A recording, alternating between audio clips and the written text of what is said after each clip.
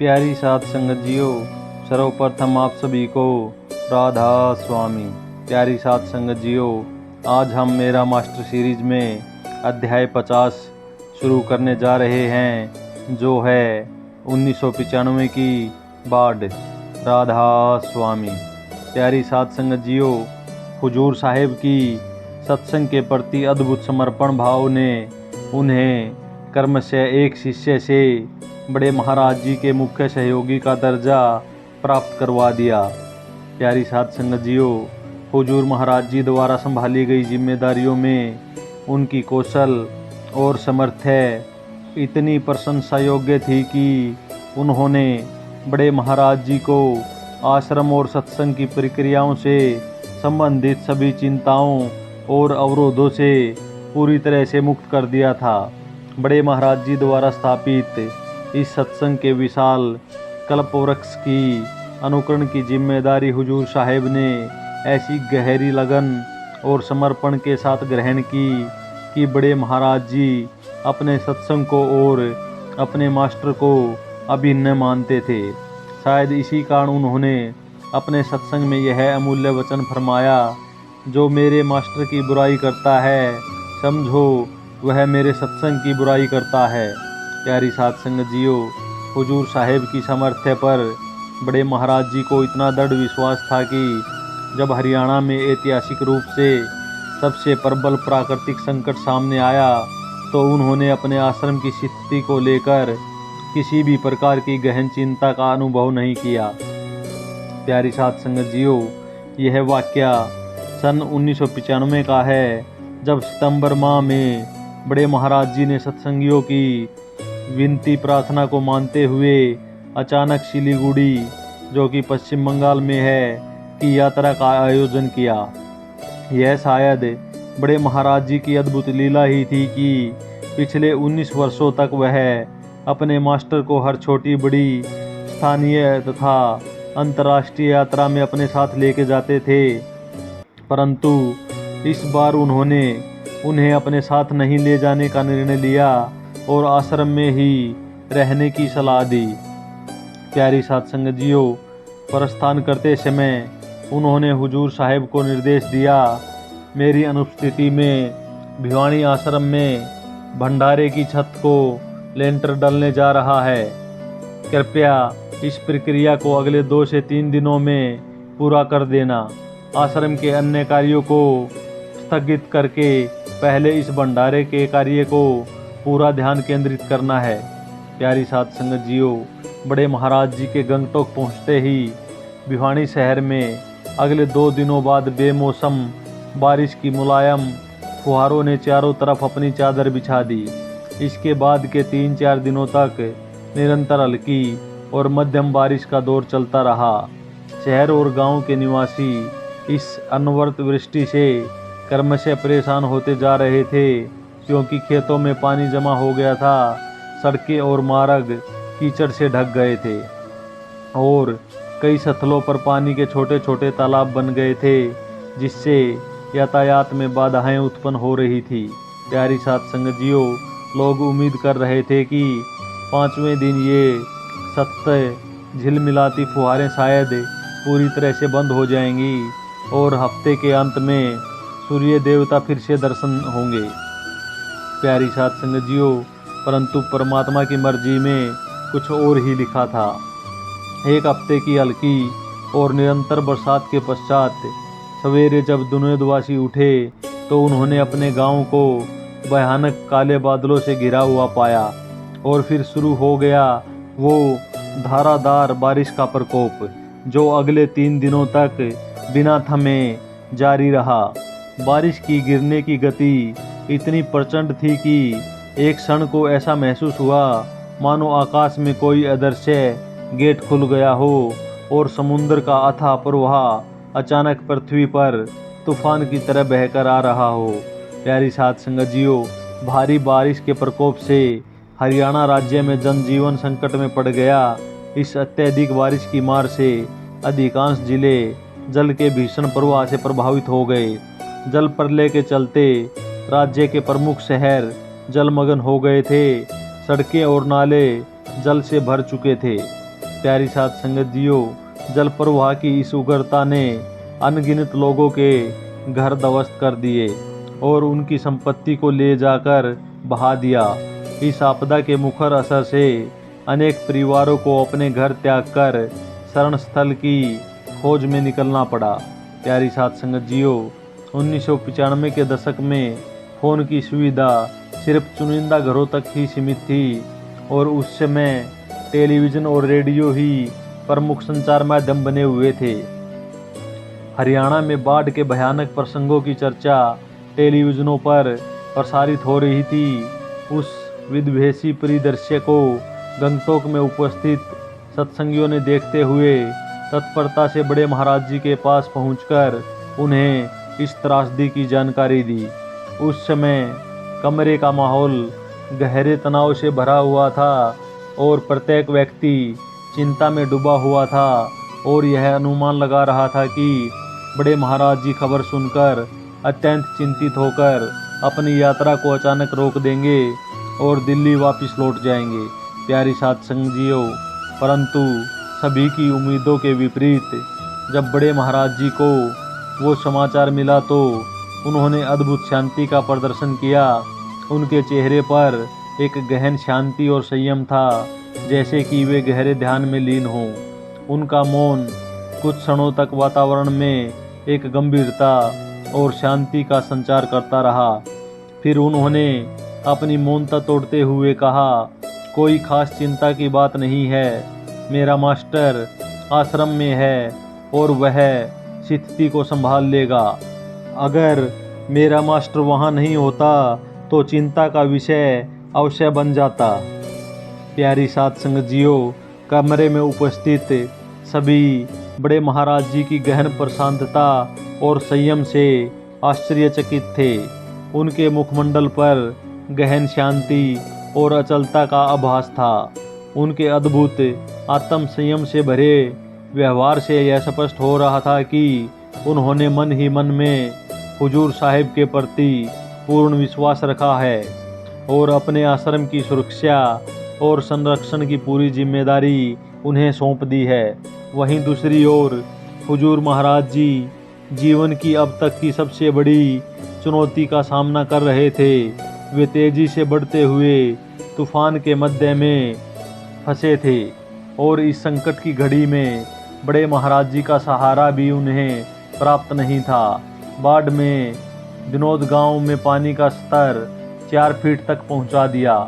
आश्रम में भी जल की उछाल बढ़ती जा रही थी और लगातार गिरती हुई बारिश से पानी की मात्रा हर घंटे में वृद्धि हो रही थी। प्यारी साध संगत जियो, हुजूर साहिब जी 3 दिनों तक अनवरत आश्रम में सभी सेवादारों के साथ बाल्टी उठा कर आश्रम से बाहर पानी निकालते रहे। तीसरे दिन भी जब बारिश का अंत अदृश्य था, उनके शरीर को अत्यधिक थकावट ने घेर लिया। बड़े महाराज जी की अनुपस्थिति में संकटों ने मनोबल को कमज़ोर करना प्रारंभ किया तो हुजूर महाराज जी आश्रम के प्रवेश द्वार की दिशा में बढ़े। वहां पहुंचते ही वे भाई मनोज के कंधे पर टेक लगाकर खड़े हो गए। हुजूर साहिब ने आसमान की ओर गहरी नज़र डाली और उनके सामने काले बादलों का विशाल समुंदर लहरा रहा था, जैसे समय का कोई अंतहीन और गहना दृश्य। उनके मन में एक अजीब सी बेचैनी उमड़ आई। हुजूर साहिब ने फिर दिल की गहराइयों से एक संवेदनशील भावना के साथ भाई मनोज को पास बुलाया और कहा, आजा भाई, मेरे साथ एक अरदास कर। इस वक्त हमें परमात्मा की दया की ज़रूरत है। प्यारी साध संगत जियो, उसके बाद हुजूर साहिब और मनोज भाई ने अपनी आंखों को आस्था से बंद किया और उन्होंने अपने हाथ प्रेम से जोड़ते हुए आत्मा की गहराई से प्रार्थना आरंभ की। हुजूर साहिब जी ने अपने मुख से विनती की, हे राधा स्वामी दयाल, हम जियो पर दया करो, हमारी अनजाने में की गई भूलों को माफ़ करो और हमारी गलतियों को बख्श दो। आप बख्शनहार हो, अब कृपया और पानी ना बरसाओ। हुजूर साहिब की तहे दिल से उठी वो पुकार स्वीकृत हुई और अद्भुत रूप से उसी दिन कुछ ही घंटों में जो बारिश जोरों से बरस रही थी अचानक ठहर गई। कुछ ही क्षणों बाद सूर्य देवता ने भी अपनी रोशनी से उस भयानक काले अंधेरे को दूर किया और जो हफ्तों से सब पर छाया हुआ था। प्यारी साध संगत जियो, हुजूर साहिब के चेहरे पर आश्चर्य और खुशी का मिश्रण था, क्योंकि उन्हें खुद विश्वास नहीं हो रहा था कि उनकी अरदास का असर इतनी जल्दी प्रकट होगा। आपने यदि सजीवता से ध्यान दिया हो तो आप जानते होंगे कि हुजूर महाराज जी अपने सत्संग में बार बार हमें गहरी श्रद्धा और उत्साह के साथ समझाते हैं कि सच्चे हृदय से की जाने वाली पुकार कभी व्यर्थ नहीं जाती। वे समझाते हैं कि मालिक हर एक की पुकार को सुनता है, लेकिन यह ज़रूरी है कि हमारा हृदय निर्मल और पवित्र हो। उन्होंने अपने जीवन में यह तजुर्बा अनगिनत बार आजमा कर देखा और हर बार उनकी अरदास सिद्ध हुई। इसी कारण उन्होंने अन्य साधकों के लिए भी यही मंत्र साझा किया। अपने निजी अनुभव से वही प्रेरित होकर उन्होंने संगत के हित में इस उक्ति की रचना की, he hears do you pray. प्यारी साध संगत जियो, बारिश से राहत प्राप्त होते ही हुजूर साहिब जी ने सबसे पहले आश्रम की जल निकासी की सेवा को सक्रिय करवा दिया। उस समय आश्रम में फर्श न होने के कारण लंगर और भंडारे अक्षेत्र में गड्ढे और कीचड़ हो गया था।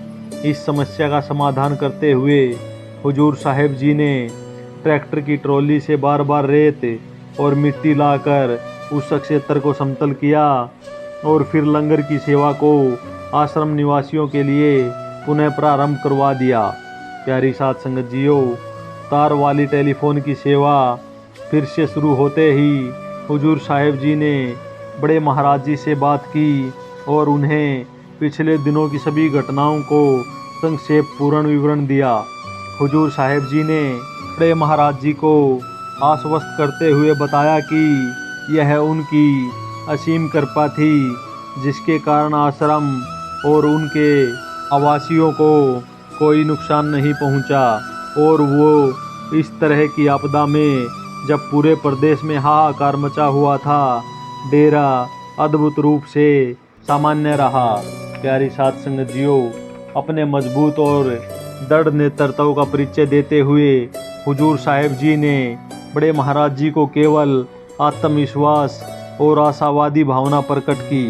उन्होंने बड़े महाराज जी को आश्वस्त किया कि सब कुछ संचालन में है और मौजूदा परिस्थितियों को लेकर उन्हें चिंतित होने की कोई आवश्यकता नहीं है।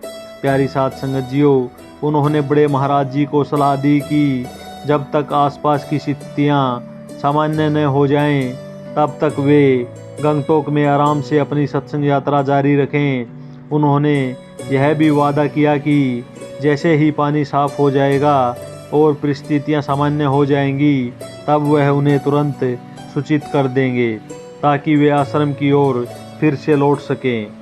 प्यारी साध संगत जियो, हुजूर साहिब जी ने साथ ही साथ बाढ़ से पीड़ित और बेघर हुए हजारों लोगों के सामने खाद्य पदार्थों की बाहरी कमी की परेशानी को ध्यान में रखते हुए बड़े महाराज जी से बाढ़ पीड़ित लोगों के लिए 3 बार के भोजन के लिए लंगर चलाने की अनुमति भी मांगी।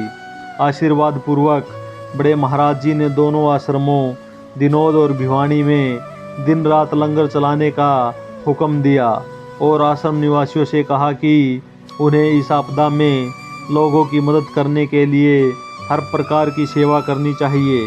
प्यारी साध संगत जियो, हुजूर साहिब के निरीक्षण के तहत दिनोद आश्रम में 1 महीने से अधिक समय तक जन कल्याण के लिए सफलतापूर्वक लंगर चलाया गया। इस दौरान हुजूर साहिब जी ने निजी तौर पर समर्पण की भावना से सेवा की। वे ट्रैक्टर की ट्राली में आश्रम से बनी रोटी और सब्जी के पैकेटों को भरने में लगे रहे। उसके बाद स्वयं ट्रैक्टर चलाकर पूरे गांव की हर एक गली में जाकर ज़रूरतमंदों में यह भोजन वितरित किया। प्यारी साध संगत जियो, यह बड़े महाराज जी की दिव्य दूरदर्शिता का परिणाम था कि उन्होंने सही वक्त पर भंडारे के निर्माण के काम के लिए हुजूर साहिब को आश्रम में रुकने का हुक्म दिया, जिसके परिणाम स्वरूप यह अगले 3 महीनों तक कई हजार ज़रूरतमंद लोगों के लिए खाना बनाने की बहुमूल्य सेवा में उपयोग किया गया। प्यारी साध संगत जियो, बड़े महाराज जी की अनुपस्थिति में इस तरह की जटिल समस्या से अकेले निपटने और पूरी जिम्मेदारी उठाने में हुजूर साहिब जी की अद्वितीय क्षमता ने सबको यह दिखाया कि क्यों बड़े महाराज जी अपने मास्टर से इतना प्यार करते थे और क्यों वे बार बार उन्हें अपने से बेहतर बताया करते थे। प्यारी साध संगत जियो, कुछ दिनों बाद जब दिनोद गांव की गलियों में बाढ़ का पानी धीरे धीरे सूखने लगा और जीवन अपनी सामान्य गति पर लौटने लगा, तब हुजूर साहिब ने बड़े महाराज जी को सूचित किया कि अब गांव में वापस लौटना सुरक्षित है। बड़े महाराज जी ने सूचना पाते ही दिल्ली की हवाई टिकट बुक करा ली। जब हुजूर साहिब अगले दिन बड़े महाराज जी को दिल्ली से लाने की योजना बना रहे थे, तो उन्हें पता चला कि भिवानी और रोहतक के बीच की सड़क पर अब भी 3 फीट तक पानी जमा है। प्यारी साध संगत जियो, बड़े महाराज जी की टिकट पहले ही बुक हो चुकी थी और सड़कों की स्थिति वाहन चलाने के अनुकूल नहीं थी।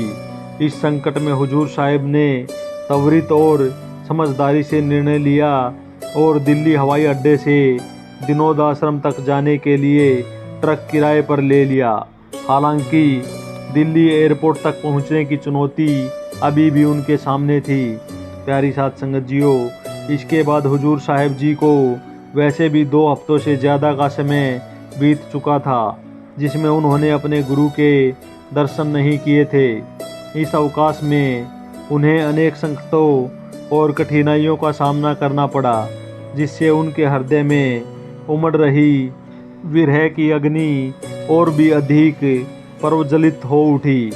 इस ज्वलंत आभास में उन्होंने सभी प्रतिवादों को अनदेखा किया और अगले दिन पैदल ही दिल्ली की ओर प्रस्थित हो गए। प्यारी साध संगत जियो, हुजूर साहिब जी ने इस पद यात्रा के लिए भाई महिपाल को अपने संग ले लिया। जब दोनों ने भिवानी शहर की सीमा में प्रवेश किया तो उन्हें यह स्पष्ट हो गया कि प्राकृतिक आपदा के चलते उनके सामने आने वाली चुनौतियां और भी जटिल और कठिन होने वाली थी। उन्होंने देखा कि पानी का स्तर उनकी कमर तक पहुंच चुका था। इस अपार जल प्रवाह में भी उनका मन अडिग था और वे इस जल समुद्र के मध्य धीरे धीरे चलते रहे। प्यारी साध संगत जियो, हर कदम जो वे पानी में डाल रहे थे उससे उनके शरीर और मन पर बढ़ता भार उनकी यात्रा को अत्यंत कष्टकारी और दुर्गम बना रहा था। उन्होंने अनवरत रूप से पैदल यात्रा जारी रखी जब तक कि वे लगभग 50 किलोमीटर दूर रोहतक दिल्ली हाईवे पर नहीं पहुंच गए।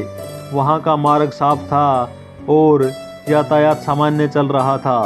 हुजूर साहिब ने उस स्थान से दिल्ली की ओर जाने वाली एक बस पकड़ी और इस तरह उन्होंने अपनी यात्रा के अगले चरण की शुरुआत की।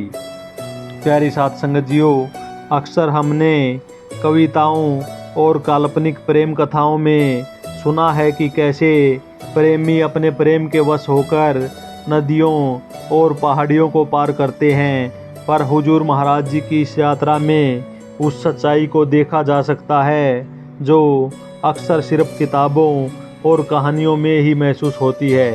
प्यारी साध संगत जियो, जब उन्होंने 50 किलोमीटर लंबी जल यात्रा को संपन्न किया तो इसमें उनके बड़े महाराज जी के प्रति उनके अगाध प्रेम और आध्यात्मिक समर्पण की गहराई साफ झलकती है। हुजूर महाराज जी की इस असाधारण यात्रा की कथा वास्तव में किसी जादुई कहानी के पन्नों से निकली हुई सी प्रतीत होती है।